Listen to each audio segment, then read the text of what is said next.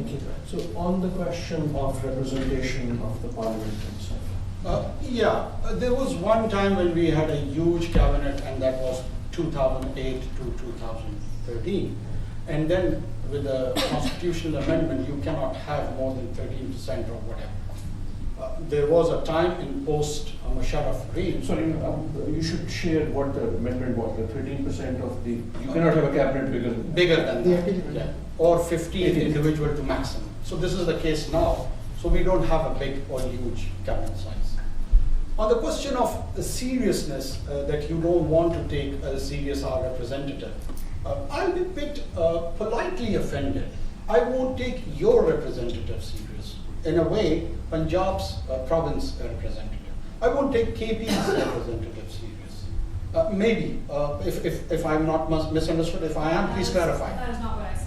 Okay, what did you say? I said that what do you think the federal government can do to ensure that the Baloch parliament actually tells the wishes of the Baloch people as opposed to the Sardars?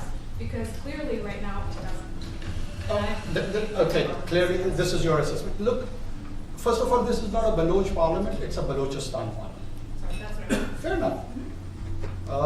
Balochistan has 51 general constituencies where elections are being conducted in the manner by the same election commission of Pakistan, which brings our prime minister as elected prime minister, our opposition leader as opposition leader. So if nobody wants to take that process in the one specific province serious, that is again their choice. It is like you don't want to have Ohio's result seriously for the presidential election, but in New York you want to. It's all same, and we, since prehistory, the same families, it is a social structure and a tribal structure, they have transformed into a political structure. Sardar Sanaullah Zaidi's grandfather was representing politically his area during British reign. The same Herbiyar Murray's great-grandfather was representing us during the colonization period. Same goes with the grandfather of Akbar Bukti and Jogazis. Now this social change has not changed, and few of the area from which probably Siraj Akbar is also coming, Makran is the only non-tribal entity in Balochistan where it has transformed itself politically and people are being represented at the middle class level. So it's a social come political experiment.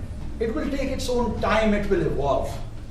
I don't know whether I've answered your question or not, but I think so that's the way I take it. There are Daltanas in Punjab and there are Khans in KP. Absolutely. So we are more or less in the same position. So I'm sure this conversation can And continue. sorry, I want to address this one. Very briefly.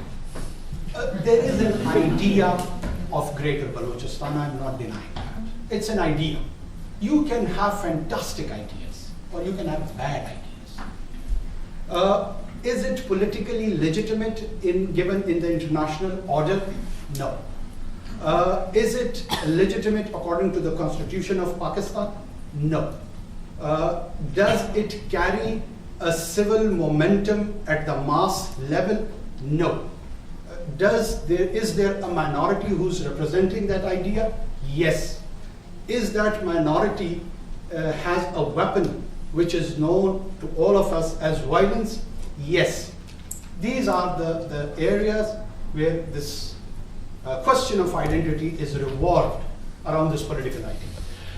Before I thank our guests, I want to ask very briefly, this is really a very, very short question, and so I would also appreciate short answers. And I'll start with you, Siraj, and then we'll go to Juan. What would you have wanted Anwarul Kakar to have said today that he didn't say? And I'll ask the same question. Thank you, that's a great question. I think I would have expected Anwar to admit there is a problem. There are problems.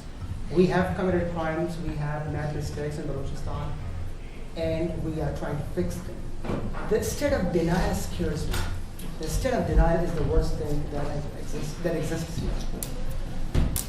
Anwarul Kakar, what would you have wanted to have said that you didn't hear him say? I think so. I expected him the same what he said. I didn't expect him anything else.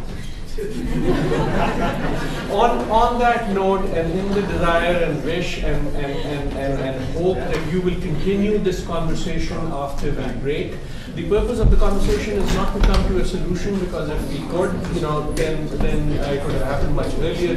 But it is, I hope, to better understand different views. I want to thank both Anwar Saab and Siraj Saab.